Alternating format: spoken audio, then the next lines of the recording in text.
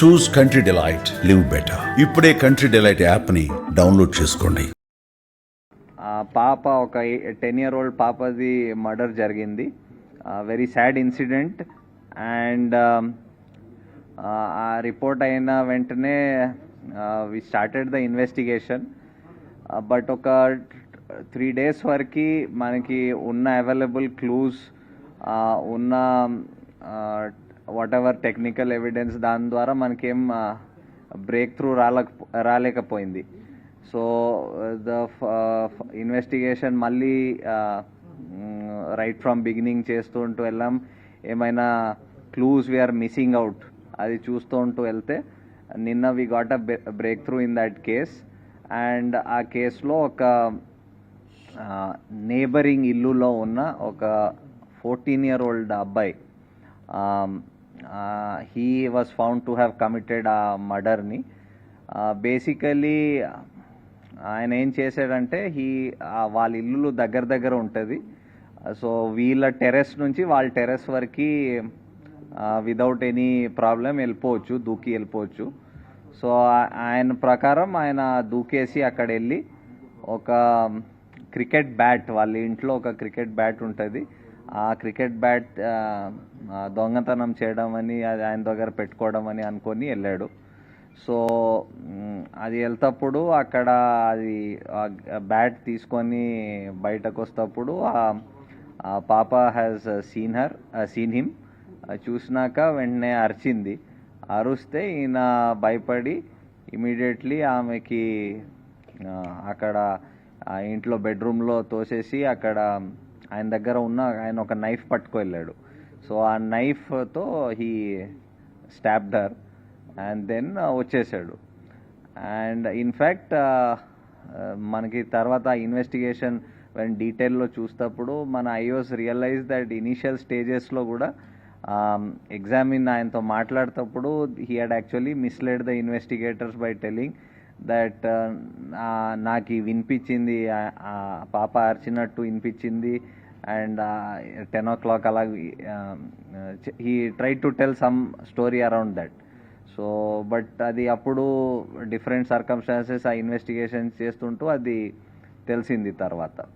So basically ఆ case మొత్తం detect అయింది, ద మర్డర్ వెపన్ కూడా రికవర్ అయింది. దాంతోపాటు కొన్ని అదర్ ఎవిడెన్స్, అదనపు ఎవిడెన్స్ కూడా మనకి దొరికింది.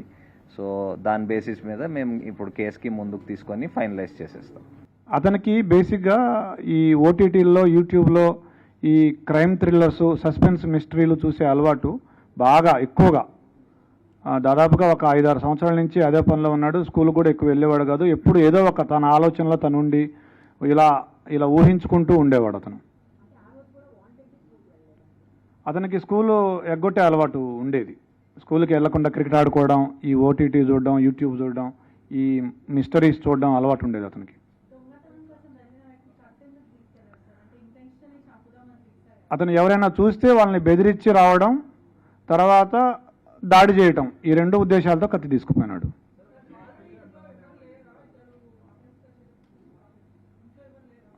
ఉన్నారు ఇంట్లో, వాళ్ళ నాన్నున్నాడు, వాళ్ళ సిస్టర్స్ ఉన్నారు, వాళ్ళ ఇంట్లో ఉన్నారు. వాళ్ళ మదర్ లేదు కానీ మిగతా వాళ్ళు ఉన్నారు.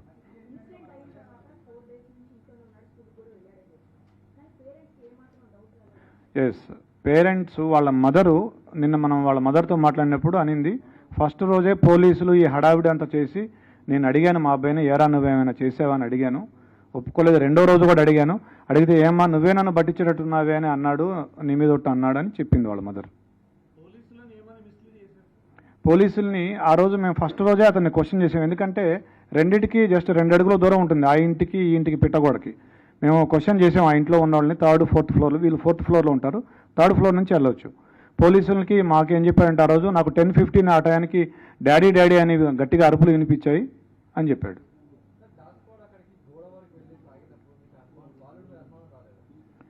బాలుడి మీద కూడా అనుమానం వచ్చింది మాకు. అయితే మేము ఒక లిస్ట్ ఆఫ్ సస్పెక్ట్స్ చేసుకున్నాము, దాని ప్రకారం చేసుకుంటూ వచ్చాము. నిన్న అతన్ని చేశాము. తర్వాత మాకు ఇంకొక క్లూ కూడా వచ్చింది. ఒక పిల్లాడు కూడా సమాచారం ఇచ్చాడు. ఇట్లా ఆ రోజు ఏ రోజైతే అఫెన్స్ జరిగిందో ఆ రోజు మార్నింగ్ 8:30 to 8:45 అతను ఆ గోడ దగ్గర, ఏదైతే గోడ దూకి వెళ్ళే అవకాశం ఉందో ఆ గోడ దగ్గర తచ్చాడాడు అతను చాలాసేపు, ఒక 15 మినిట్స్. ఆ సమాచారంతో మా అనుమానం ఇంకా ఎక్కువై, మా అనుమానం నిర్ధారణ అయ్యి అతన్ని మళ్ళీ విచారించాము. ఫస్ట్ ఇల్లు సెర్చ్ చేసాము. ఇల్లు సెర్చ్ చేస్తే మాకు ఈ లెటర్ దొరికింది, అతను రాసుకున్న లెటర్ ఏదైతే ఉందో అది. తర్వాత కత్తి కూడా దొరికింది. 3 కత్తులు ఉన్నాయి. ఏ కత్తి అంటే, సార్ నల్ల కత్తి, నల్ల పిడి ఉంటుంది, దానికి అంచు నల్లగా ఉంటుందని అతనే చెప్పాడు. ఆ కత్తి తీసుకొస్తే ఇదే అని చూపించాడు. బట్టలు ఏం చేశాడంటే అతను అఫెన్స్ చేయగానే ఆ కత్తి అక్కడే కడిగేసి గోడ దూకి మళ్ళీ ఇంట్లోకి వెళ్ళేటప్పుడు వాళ్ళ నాన్న సిస్టర్స్ ఉన్నారు, వాళ్ళు ఏమైనా చూస్తారేమో అని ఆరేసిన షర్ట్ తీసుకొని ఇట్లా అడ్డం పెట్టుకొని ఇంట్లోకి వెళ్ళి బాత్రూంలోకి వెళ్ళి స్నానం చేసి ఆ టీ షర్టు ప్యాంటు 2 వాషింగ్ మెషిన్లో వేసాడు. But we found some slight blood on the clothes.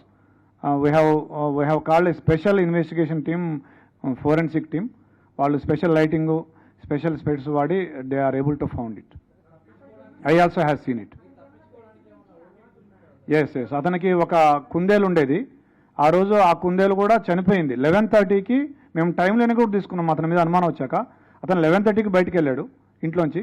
11:30కి ఆ కుందేలుని తీసుకొని డాక్టర్ దగ్గరికి వెళ్తే ఆ కుందేలు చనిపోయింది ఆ రోజు. ఆ స్టోరీ కూడా మాకు చెప్పాడు. 14 years. ఫింగర్ ప్రింట్స్ ఇంకా నిన్ననే జరిగింది. ఇంకా వీఆర్ మ్యాచింగ్ ఇట్. లేదు, మనకున్న సమాచారం మేరకు ఇంతవరకు అయితే ఏం లేదు. బట్ వాళ్ళ మదర్ చెప్పిన ఒక విషయం ఏంటంటే, అతను 2 months బ్యాక్ అతని దగ్గరికి ఒక ఫోన్ వచ్చింది, సెల్ ఫోను. మేము డబ్బులు ఇవ్వలేదు, ఇతనికి ఎక్కడిది సెల్ ఫోన్ అంటే నేను కొనుక్కున్నా అని చెప్తున్నాడు. డబ్బులు ఎక్కడ ఉంటే చెప్పలేదు. అది వాళ్ళ మదర్ చెప్పిన విషయమే. సో దీన్ని బట్టి మీరు ఏమైనా అనుకోవచ్చు.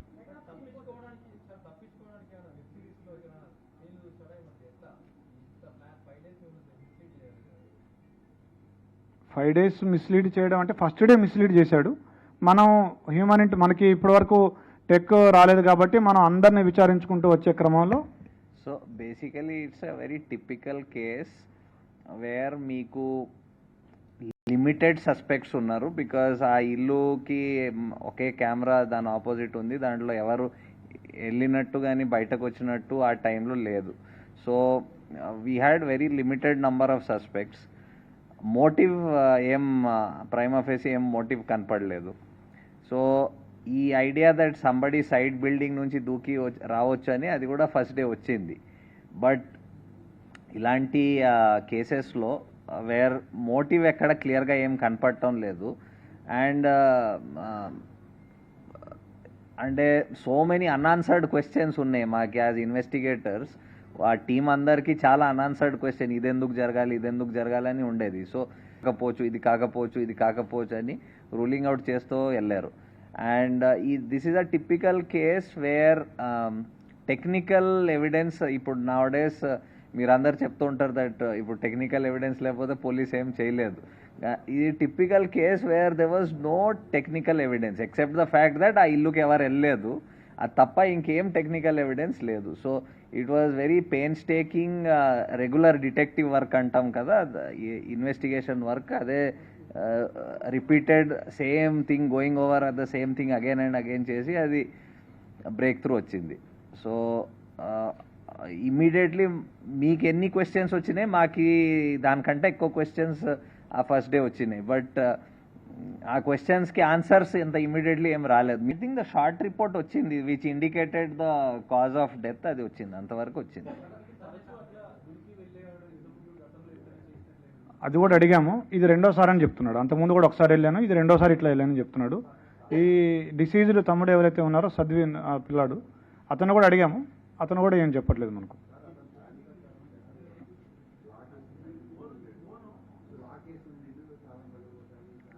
లాక్ అని చెప్పలేదు మనకి. నార్మల్గా వీళ్ళు ఇది వేరే, ఆ లెటర్ దీనికి సంబంధించింది కాదు. ఆ అమ్మాయి చూడదు, ఆ బ్యాగ్ తీసుకొని వెళ్ళిపోదాం అనుకున్నాడు అతను. ఆ అమ్మాయి ఇంకా చూడదు, ఆ బ్యాగ్ తీసుకొని పరిగెత్తుకొని వెళ్ళిపోవచ్చు అనుకున్నాడు. మనం ఈ కేస్కి మనం when we're asking the questions, మనం ఒక 14-year-old అబ్బాయి పర్స్పెక్టివ్ అండ్ దట్ బ్యాక్గ్రౌండ్ నుంచి అనుకుంటే మేబీ మనకి ఆన్సర్స్ వస్తాయి. మన పర్స్పెక్టివ్లో క్వశ్చన్స్ అడిగితే మనకి లాజిక్ కనపడకపోవచ్చు. ఒక బ్యాట్ కోసము అంటే ఇలా జరగాలని from our perspective I don't think దానికి ఒక ఆన్సర్ మనకి సాటిస్ఫై చేసే ఆన్సర్ రాకపోవచ్చు. బట్ అలాంటి ఒక సిచ్యువేషన్లో ఒక ఆ ఏజ్లో ఉన్న అబ్బాయి అలాంటి పరిస్థితిలో ఉన్న ఆయన పర్స్పెక్టివ్లో మేబీ ఇట్ ఈస్ అది అలాగా జస్టిఫై అవుతుంది ఆయనకేమో.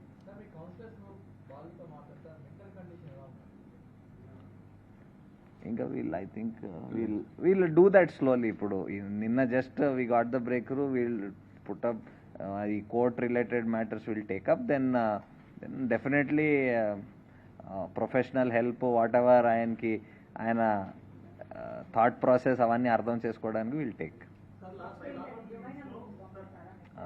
Because is a juvenile, he will go to a juvenile.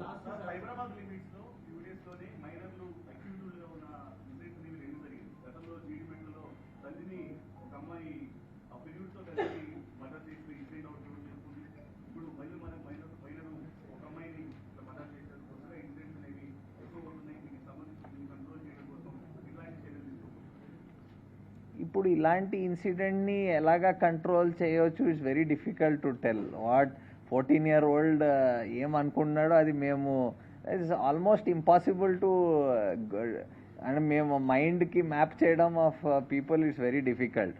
Unless crime usually control ఎలాగవుతుంది when previous occurrence or history అలాగుంటే కంట్రోల్ అవుతుంది. కానీ when individual decide something in his mind, ఇలాంటికి there is no way of anybody, అంటే ఇది మేమే ముందు ఆలోచించి దానికి ఆపడానికి అసలు మీరు చెప్పాలి ఏమైనా ఉంటే.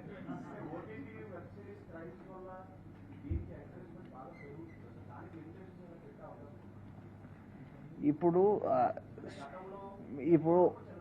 We are living in the age of information, open information. మీరు ఓటీటీ చూస్తారా, వెబ్ సిరీస్ చూస్తారా, చూడరు, మీకు నచ్చినా నచ్చపోయినా you are one, this device is connects you to so many things. Whether అది స్పెషలీ ఫర్ పిల్లలకి parents have to exercise that caution. స్కూల్లో అది ఎంత యాక్సెస్ ఇవ్వాలి, దాంట్లో ఏది మంచి ఏది చెడ్డ అది చెప్పడం, అవన్నీ it is a process which takes place at home, which takes place at school. So మనం ఈ ద్వారా ఇవి చెప్పడం దీని ఒక ఉద్దేశం ఏమంటే అందరికి తెలవాలి ఇలా జరుగుతుంది. సో మనం as a society, as families, as schools మనం ఏం ప్రికాషన్ తీసుకోవాలి మనం తీసుకోవాలి దానికి.